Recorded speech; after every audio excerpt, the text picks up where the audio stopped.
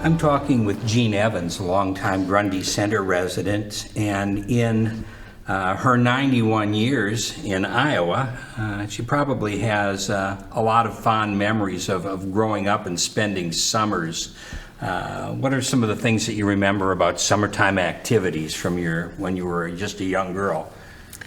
Well, the very question about summer here reminds me of an event that happened each summer, actually. We had a traveling tent show come.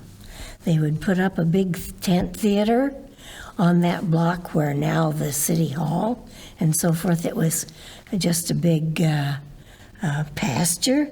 In fact, I remember we lived near there, and I remember seeing people who had their goats pastured in that land. And also on that block they had a what they called the kitten ball field. Now, kitten ball was softball, I guess, nowadays. But there would be a kitten ball game every night there all summer long. And all the different businesses would have their teams come out and play. But I was thinking about this tent show as being something really brought people to town, I guess you'd have to say. And they did give a different show. It was a repertoire group that gave a different show every night for a week. And sometimes, once in a while, they would ask for extras to come and play from the people of Grundy Center.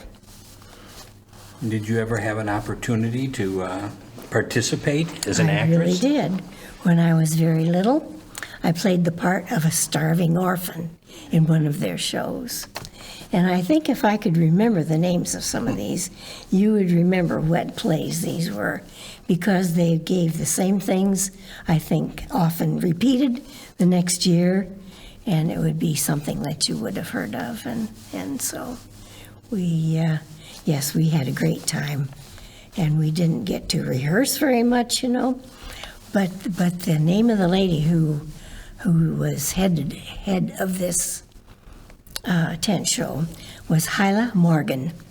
And she very often she says, so many people have asked me about my brother Doug, and he had his own tent show. And I guess the whole family were involved in that kind of activity. So they were in competition with one another. Well, maybe so, but we never had Doug. We just had Hyla come to our town, yeah. Very good recollection. It sounds like the courthouse square has changed a lot over the years. We were talking a little earlier, and you were saying that it was important in the summertime because people didn't have air conditioning. Right. The people who, especially who lived in the apartments up over their stores, all up and down Main Street, they would come out at night and bring their blankets. Usually they called them comforters in those days, and they used these things which would be now considered antique quilts, usually, to come and sleep on the courthouse lawn. And they always did that, yes. Some people were lucky enough to have what were known as army cots in those days and could get up off the grass out of the bugs and so on. But yes, the courthouse lawn was covered with people sleeping. So how many people? Oh, as many as lived in the downtown apartments. Got pretty crowded on a warm summer night then. That's right, it was. Mm-hmm. And people who had their own yards, of course, would spread their quilts in their own yards and sleep outdoors. You've seen a lot of changes on Main Street, I'm sure, over the years. What are some of the changes for the better, do you think, that have happened in downtown Grundy Center? Well, for the better, I don't know. I think of things, for instance, that store on the corner with a round addition that sticks out. Mm-hmm. There was always a cone roof on there. And I've heard that they're trying to find some way to replace that. And that would be an improvement as far as I'm concerned in the looks of downtown, yeah. I also miss the hotel. You remember where the hotel used to be? A big, large, white building with the wraparound porches. They would be sitting during the day on this big porch of the hotel there. And we would, kids who were interested in shows and that sort of thing, would go out there to listen to these people who were in the cast and on the cruise of Hyla Morgan's tent show. We would ask them things about how they got into the business and everything.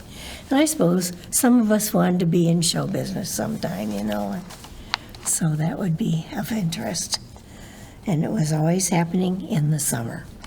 The tent show and the repertory theater were had quite an effect on you, and I understand that down the road a piece, then you became a producer and a writer of a piece of theater yourself. That's right, we did. When Grundy Center was going to observe their centennial of becoming a town, there had been people living here for a long time, but they were not an organized town until 1877, I suppose. Okay. And so they were going to celebrate that year. And there were many towns around this area who were having a centennial celebration because it was when the railroads were built in, and the towns came with the railroad and to many different places. And they would always have some kind of a celebration. And usually it would be, they would call it a, not a play, but a pageant. They would say they would have a historical pageant. And my thought of it was they always said to each other, "Hark, I hear the railroad coming." And then they would go on and talk about this, you see. And I thought we can do better than that because, for instance, we have a good plot based in the Grundy Center area because our famous writer, Herbert, he hadn't lived here for a long time, but he did use his father's experiences as a pioneer here and had written this show, written his novel first, that I thought would make a good show. You need a lot of action, more than "Hark, I hear the railroad coming." And so I thought, why not have a play written from the plot and the characters, actually, of Herbert Quick's stories. So that was what I used to write this full-length musical. I thought it would attract more people if it was a musical theater affair. Now, did you write the music for the show as well? I used music from the time. They were hymn tunes and folk music, but I wrote all the words to about 20 different songs for the characters in this play, which were Herbert Quick's characters, actually. And there again, I took his character and his plot so they wouldn't blame it on me, however the show turned out, you know. But it turned out very well. We put this show on for 4 nights down there in the theater at the high school. And we got people from around town to play the parts. And what year would this have been? 1977, yeah. And we put it on for 4 nights. And we're a sellout every night for that show, which was called The Placemakers, which was, I racked my brains for a good pioneer type title for it. And that's what I you came up with. featured local talent? Oh, yes. Oh, yes. We were all really local. And who did you play? I played the part of one of the pioneer ladies. I had one line. And do you remember it? No, I don't. Well, I actually do, because we were saying, oh, they all came, we said, for this meeting of the townspeople, and I said, and all their wives and daughters. So you wrote all of the lyrics for the song in your musical, but this wasn't the first time that you had worked with words. You've become quite an accomplished poet and have received recognition from a number of different places for the poetry that you've written. Would you talk to us about that? Yes, I think I started writing poetry even as a child, because I always read, the nursery rhymes and so on, and things begin to come to you in that sort of form. And so I have always written poetry, but writing songs is very different from writing poetry, because when it has to be sung, you don't want a sound that will have to be held in music.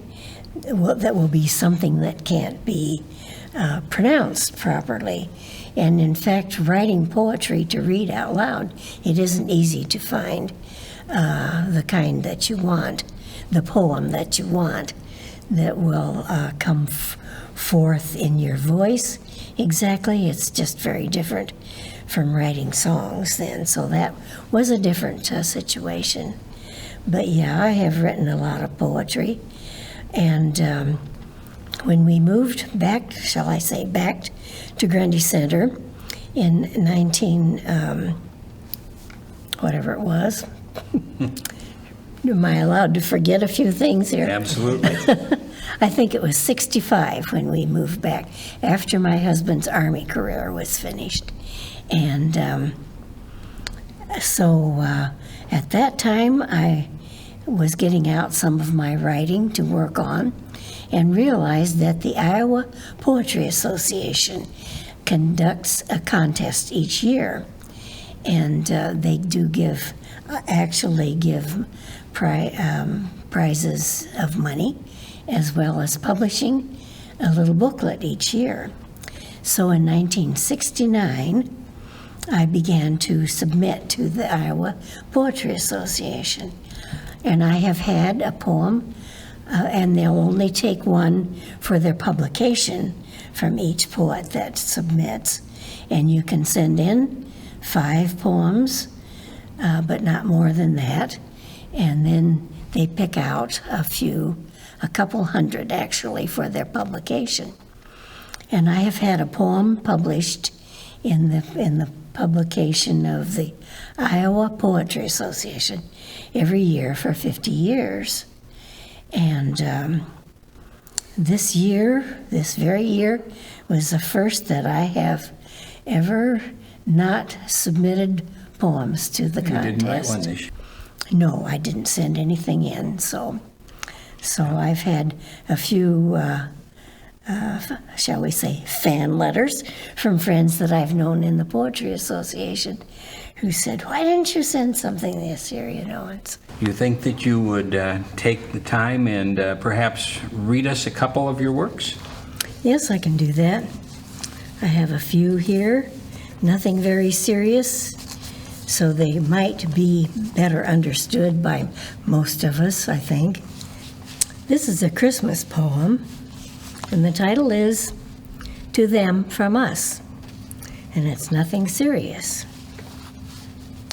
In winter, all the frogs and toads, asleep in underground abodes, fulfilling destiny sublime, miss out on Christmas every time.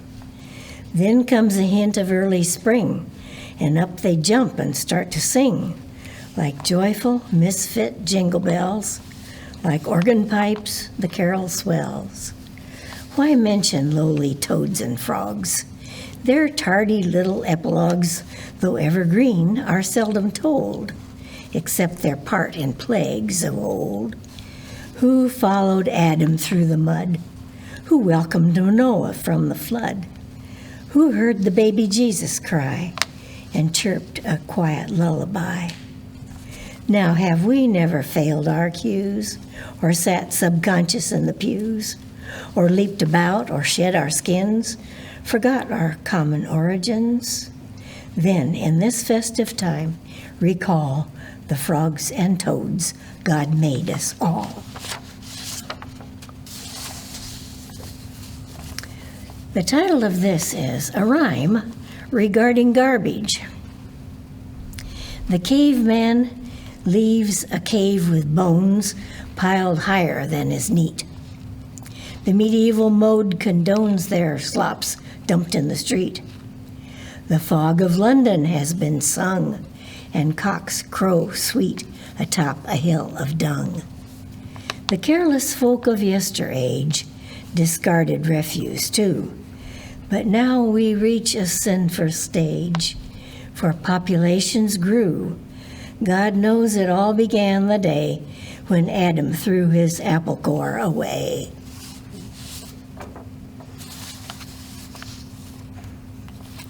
The winter ones. On snowy nights, the rabbits, bold with need, sort through where birds have tossed the aftermath of daylight revels in provided seed. There I leave rabbit rations on their path.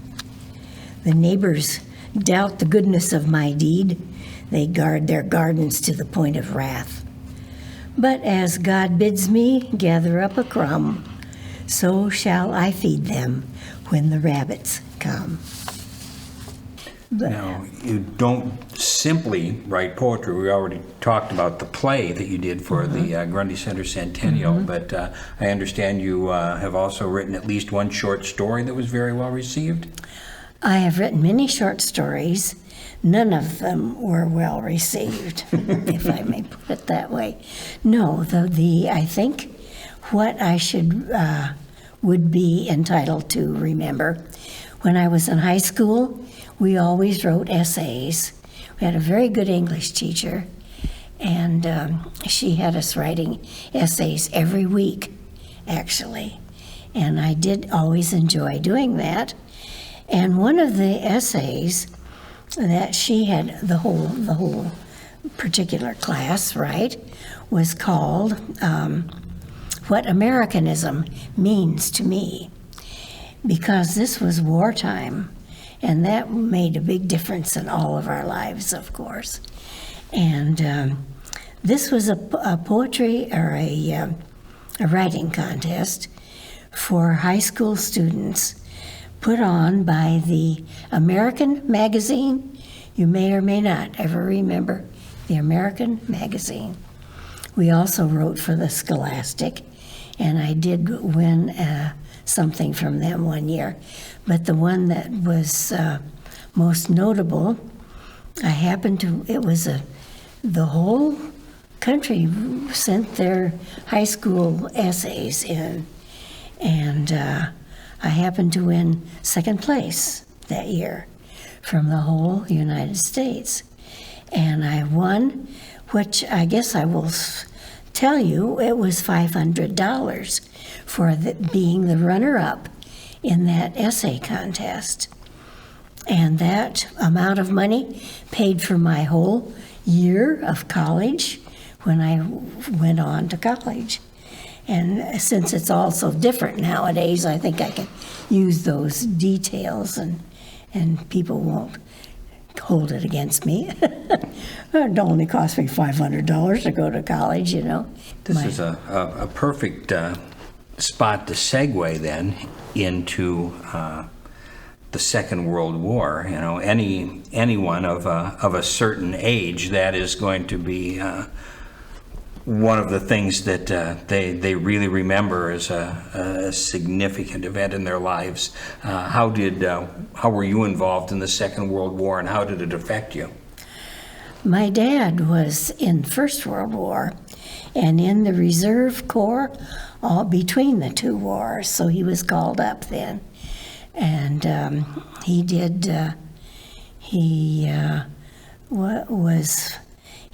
dad was a lawyer, but he was not in the judicial branch of the Army at all. He was assigned to a weather squadron, and he had a company of soldiers, and they went to the South Pacific, and they had to find out what all the weather was doing in the South Pacific. And then it was his job to report to the Army Air Corps at the time what was going on. So my dad was gone all through World War II. And I graduated from high school in 42, you see. So many of my classmates went right off to the Army or the Navy. A lot of them went to the Navy because they thought it was a better job or the uniform was better or something. I don't know, anyway. And during those years, I tried to write a letter every day to one of my friends who were in the armed services. And I usually kept that up unless I was doing something else over the weekend. And it affected me only in that I went to several different colleges because because my dad was always moving around and my mother and my sister were with him. And so I could make my own decisions a lot. So I went to 4 different colleges during that era. And I had somebody say to me, well, we all can't stay in the same college, you know. I flunked out. Somebody said, you're okay. And I didn't flunk out anywhere, but I changed my college 4 different times during that era just because I wanted to move, you know.